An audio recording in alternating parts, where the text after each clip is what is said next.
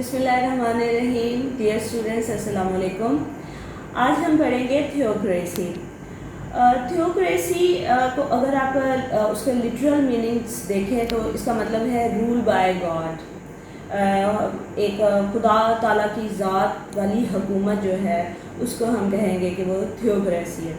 اب اگر ہم اس کو ایکسپلین کریں تو بیسیکلی یہ کانسیپٹ ہے کہ ریلیجیس اتھارٹی جو ہے اس کو پولیٹیکل اتھارٹی کے اوپر ایک ڈومینیشن ہونی چاہیے.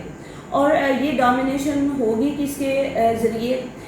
جب یہ کانسیپٹ نکلا تھا تو آف کورس اس وقت چرچ کا رول تھا. چرچ کا جو اتھارٹی تھی، پولیٹیکل اتھارٹی، وہ زیادہ تھی. جو کنگ کے اوپر ہے، کنگ کی سپریمیسی نہیں تھی ان فرنٹ آف چرچ، یعنی چرچ کی سپریمیسی موجود تھی. تو اس کو کنیکٹ جو کیا جاتا ہے جب آپ لٹرل میننگ کے بعد اس کو ایکسپلین کرتے ہیں تو تھیوکریسی کا مطلب چرچ کے تھرو ڈومینیشن کو کہتے ہیں.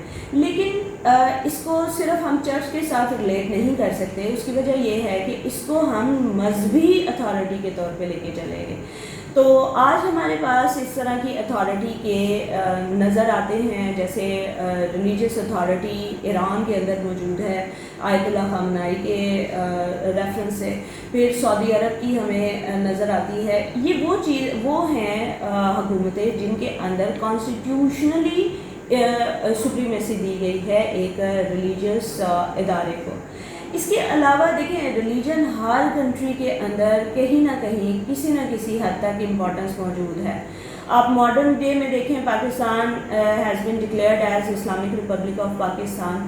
ماڈرن ڈیموکریسی موجود ہے اس میں، لیکن ڈکلیریشن اس کی اس طرح سے ہے، قرآن و سنت کی بات کی گئی ہے. اگر آپ انگلینڈ کی بات کریں تو اس کے اندر آپ کو چرچ کی اس طرح سے سپریمیسی تو نظر نہیں آتی، لیکن چرچ کا ایک موجود ہے، امپورٹنس موجود ہے. اگر آپ اسرائیل کی بات کریں تو آپ کو وہاں پہ بھی نظر آتی ہے، ریلیجیس سپریمیسی موجود نظر آتی ہے، کنونشنل طریقے سے نہ صحیح لیکن موجود ہے.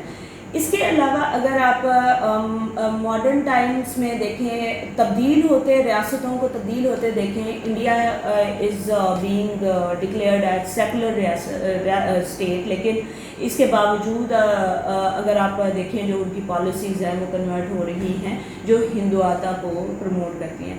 سو تھیوکریسی ہم ایک لائن میں کہیں گے کہ تھیوکریسی ریلیجیس اتھارٹی کی domination over the political authority.